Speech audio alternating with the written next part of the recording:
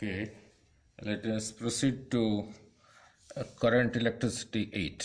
In current electricity 7, we learned how to add resistances if they are connected in series and how to combine resistances if they are in parallel. Means if they are in series, how to replace them with a single resistance, means the effective resistance, and if they are in parallel, how to replace them by a single resistance with their effective resistance. So let us do a numerical. So look, here we will discuss the distribution of current. Here is a 2 ohm resistance, this is 3 ohm. Between point A and B, one end of this end of 2 ohm and this end of 3 ohm are at point A. The second this end of 2 ohm, the second one, and this end of 3 ohm are connected B. Means between point A and B, this 2 ohm and 3 ohm are in parallel. Means when current arrives here, it will be distributed.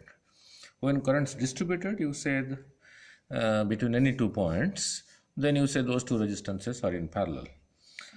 And so effective of 2 ohm and 3 ohm is 2 into 3 by 2 plus 3, because in parallel combination for two resistances in parallel, the effective was R1 R2 by R1 plus R2.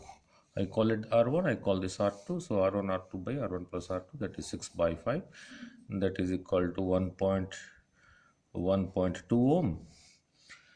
And 1.2 is less than this, and 1.2 is also less than 3. Means the resistances, effective resistance decreases when two resistances are in parallel. Means between point A and B, instead of combining 2 ohm and 3 ohm in this manner, you can replace these two between point A and B by a single resistance 6.5.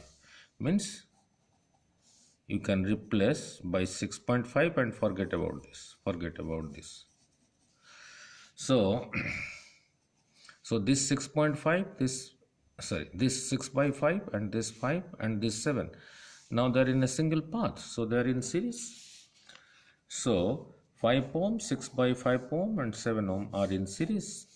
So the effective is equal to 5 plus 6 by 5 plus 7. So 5 plus 7 is 12 plus 6 by 5, LCM is 5. So 60 plus 6, that is 66 by 5 ohm is the effective resistance across this voltage source. V is 132. Why I have taken it as 132? I just multiplied this with 2 and it is 132, and I take it as 132. By doing so, my current will be a whole number, it will not be a fraction. So now the current I is equal to V over R effective, that is equal to 132 over 66 by 5. 5 comes to the numerator, this cancels with this 2 into 5, so 10 ampere. So 10 ampere current starts from here, 10 ampere. So 10 ampere will pass through this. So 10 ampere will pass through this. So this current into this resistance is a voltage. Means between this point and this point, if you connect a voltmeter to find the voltage, this reading will be 10 into 5, 50 volts. And that 10 ampere gets distributed here. We will see how to distribute it, and after distribution it will again combine here, and through this will be again 10 ampere. So across this, if you connect a voltmeter, 10 into 7, so the reading will be 70 volts. So that is what I am explaining in the next page, right? So V1, therefore V1, I call the V1 as the potential drop across the resistance 5 ohm, and that is across this one, the voltage V1 will be I into R1, 10 into 5, that is 50 volts. That is what I explained you here. And the 10 ampere distributes at A and recombines at B. I explained to you, it distributes in 2 parts, not equal parts, and recombines at B, and through 7 it is again 10 ampere. and the current in 7 ohm is also 10 ampere.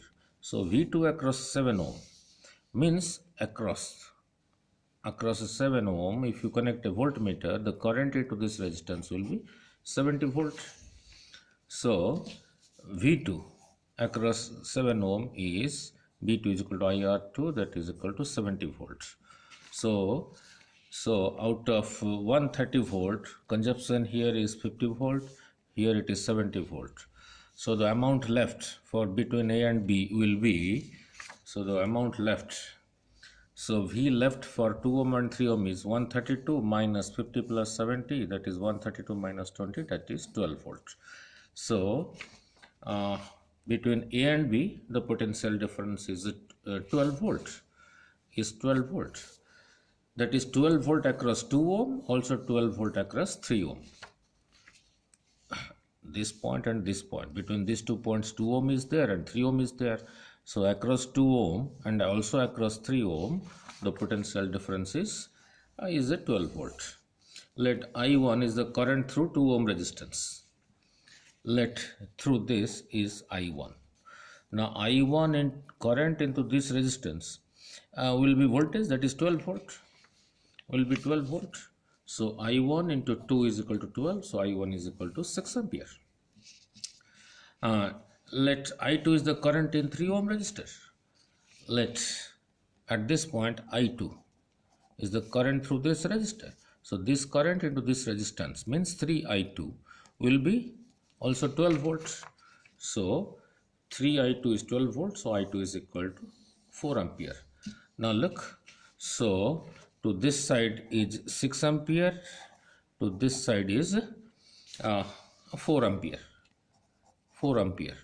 So less the resistance, look, more is the current. This 2 is less than this, therefore current is more as compared to here. So 6 ampere to this side and 4 ampere to this side.